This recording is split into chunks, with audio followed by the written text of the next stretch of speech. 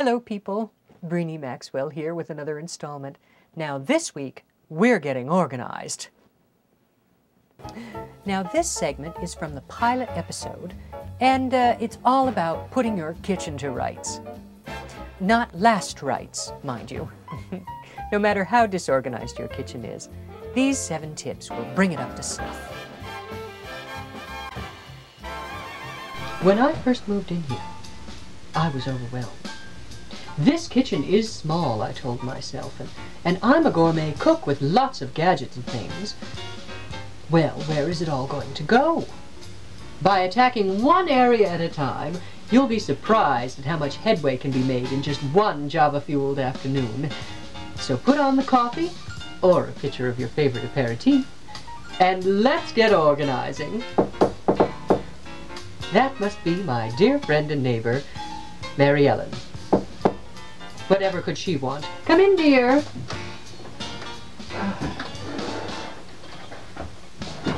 Hi. Darling, what are you supposed to be, Raggedy Ann? No, you said we'd be organizing today, and God knows I need help in that department. Darling, I told you that I'd be showing our friends how to organize, not how to bury a dead body. Now, go home and moisturize. Your elbows look chalky.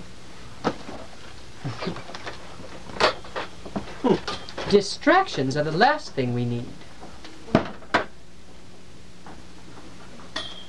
Now, where was I? Oh, yes.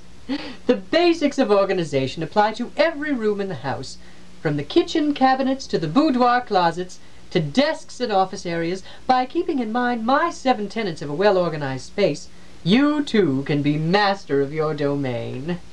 Ready? Rule number 1. Get unsightly appliances off countertops. Work surfaces are for cooking and preparing, not storage. Build shelves, or use the space on top of the refrigerator if you're tall, or under the kitchen sink if you're vertically challenged. Rule number 2. Free up cabinet space. This can be achieved in a number of ways. Try mounting your spice rack in a handy spot on the wall near the stove. Use decorative canisters for certain dry staples, and use the mysteriously named Lazy Susans to make your lesser-used items more easily accessible. No cook wants her momentum stunted by a desperate search for the Adolph's meat tenderizer. The next rule I cannot stress enough. Rule number 3. Nest, nest, nest. N'est-ce pas? Buy things which fit into one another. It makes life so much easier. Take a tip from the creator herself. Your tongue fits neatly in your mouth, and your fingers fit right in your... Actually, if your tongue doesn't fit in your mouth, give me a call. Oh, look.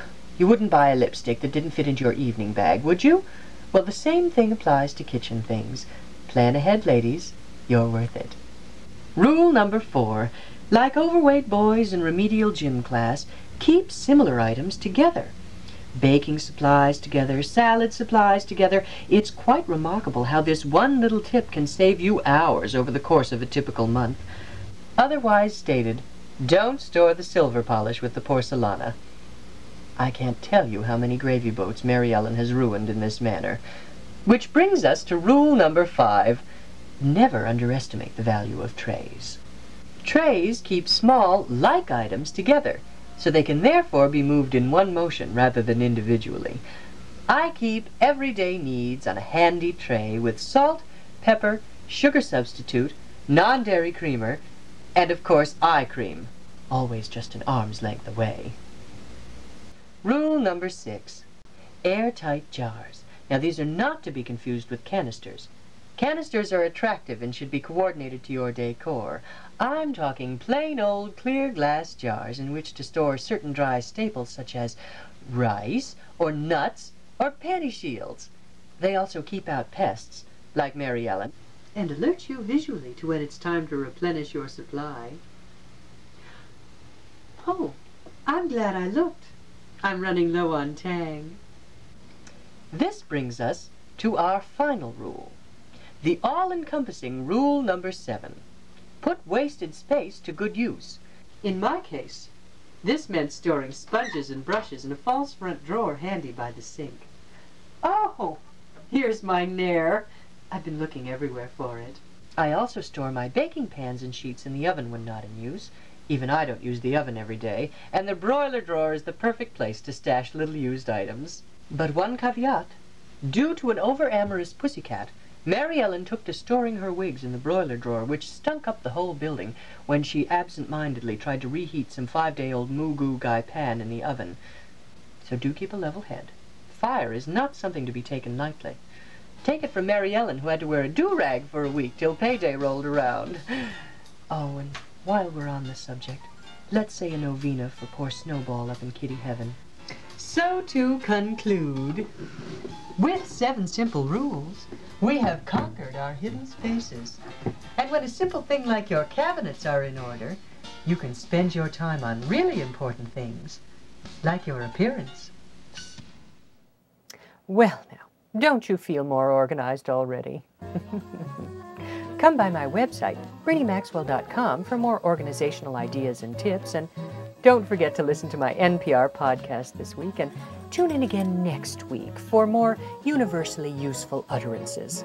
Until then, bye now. The spirit is moving, traveling along. The spirit is going.